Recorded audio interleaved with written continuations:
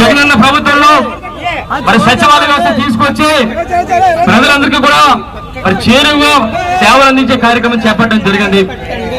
అలాగే వాలంటీర్ వ్యవస్థ తీసుకొచ్చి ప్రతి ఇంటికి కూడా వాలంటీర్లు పంపించి మనకి ఏం కావాలో ప్రభుత్వం నుంచి కూడా నేరుగా మరి సంక్షేమ పథకాలు అందించే కార్యక్రమం వాలంటీర్ వ్యవస్థ చేపట్టడం జరిగింది. ఇలాగ ముఖ్యంగా చూస్తే ఈ రోజు ఈ 5 సంవత్సరాల కాలంలో మన నర్సీపట్నం నియోజకవర్గంలో ఎన్నో సచివాలయాలు ఏర్పాటు చేసుకున్నాం, రైతు భరోసా కేంద్రాలు ఏర్పాటు చేసుకున్నాం, హెల్త్ క్లినిక్లు ఏర్పాటు చేసుకున్నాం, అర్బన్ పిహెచ్సీలు ఏర్పాటు చేశాం, పిహెచ్సీలు, వైఎస్ఆర్ భవన్లు, అలాగే ముఖ్యంగా వైఎస్ఆర్ ట్యాంక్ బండ్ ఏదైతే వెంకటేశ్వర టెంపుల్ నుంచి కొత్త వీధి మీదుగా పెదపడ్డ వరకు మరి ఒక ట్యాంక్ బండ్ని మరి వైఎస్ఆర్ ట్యాంక్ బండ్ 6 కోట్ల రూపాయలతో సుమారుగా 70% రోడ్డు వేసిన ఘనత గౌరవ ముఖ్యమంత్రి వైఎస్ జగన్మోహన్ రెడ్డి గారిది. ఈ అవినీతి అయ్యన పాత్రలు ఈ మరుగుతోడు అని చెప్పి సందర్భంగా మీ అందరూ కూడా తెలియపడడం జరుగుతుంది.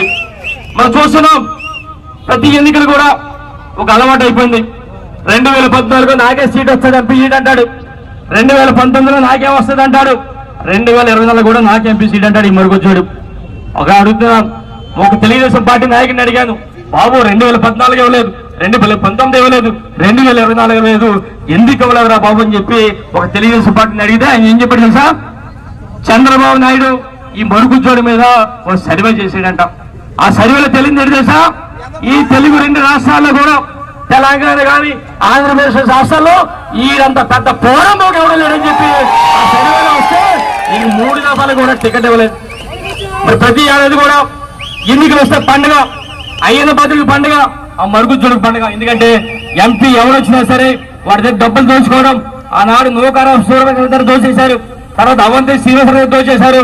ఈ రోజు బీజేపీ అభ్యర్థి 20 కోట్ల రూపాయలు తీసుకొని వంగి దండాలు పడుతున్న అవినీతి పరుడు ఈ మరుగుజ్జోడు అయ్యన బతులు అని చెప్పి సందర్భంగా తెలియపడడం జరుగుతుంది. ఇక చూస్తే ప్రజలందరూ కూడా చెప్పాలని చెప్పి సందర్భంగా తెలియపరుస్తూ జగన్ కూడా మాట అన్నారు, ముఖ్యమంత్రి అయిన తర్వాత మొదటి సంతకం మరి వాలంటీర్ వ్యవస్థ తెస్తానని చెప్పి సంగతి మీ అందరూ కూడా చెప్పడం జరిగింది. ఇంకా చివరిగా ఒకే మాట చెప్పాలనుకుంటా, ఈ నర్సీపట్నం చూసే ప్రజలందరికీ కూడా నా విన్నపం, ముఖ్యంగా మున్సిపాలిటీలో ఉన్న డాక్టర్లు కానీ, టీచర్లు కానీ, లాయర్లు కానీ, రిటైర్డ్ ఎంప్లాయీస్ కానీ, ఇలా ముఖ్యంగా వ్యాపారస్తులు కానీ, మరి అన్ని వర్గాల వారు, అన్ని రంగాల వారు కూడా, ముఖ్యంగా కుల సంఘాలందరూ కూడా నా ప్రత్యేక విజ్ఞప్తి ఏంటంటే, గత తెలుగుదేశం పార్టీలో రౌడీజం ఉండేది, గూండాయిజం ఉండేది, దోపిడీలు ఉండేవి, వ్యాపారస్తులపై దాడులు ఉండేవి, వ్యాపారస్తుల నుండి చందాలు దందాలు ఉండేవి. 2019 ఎన్నికల్లో ఇదే ప్రాంతంలో చెప్పాను, మీ అందరికీ కూడా శాంతియుత పరిపాలన కావాలంటే నన్ను గెలిపించని చెప్పి ఇక్కడే చెప్పాను. ఏదైతే నమ్మకంతో నన్ను గెలిపించారో ఆ నమ్మకాన్ని ఓపెన్ చేయకుండా మరి జగన్ తమ్ముడిగా మరి శాంతియుత పరిపాలన అందించని చెప్పి సందర్భంగా తెలియబోవడం జరుగుతుంది. ఒక్కసారి ఒక మాట చెప్తారు అయ్యన బాధ్యుడు, చివరి ఎన్నికలు 67 సంవత్సరాలు వచ్చని చెప్పి అంటున్నాడు. 2014లో అలాగే అంటే ప్రజలందరూ గెలిపించారు. మళ్ళీ 2019 కూడా అదే మాట అన్నాడు, ప్రజలు తిరస్కరించారు. మళ్ళీ ఇప్పుడు 67 సంవత్సరాలు వచ్చే చివరి ఎన్నికలు అంటున్నాడు.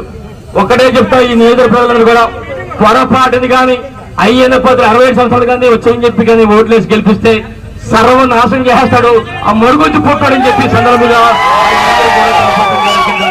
దయచేసి నియోజక ప్రజలందరూ కూడా ఒకటే కోరుతున్నాను, నా గురించి మీ అందరికీ తెలుసు, నా నడవడికి ఏ విధంగా తెలుసు, నా బిహేవియర్ ఎలా ఉందో తెలుసు.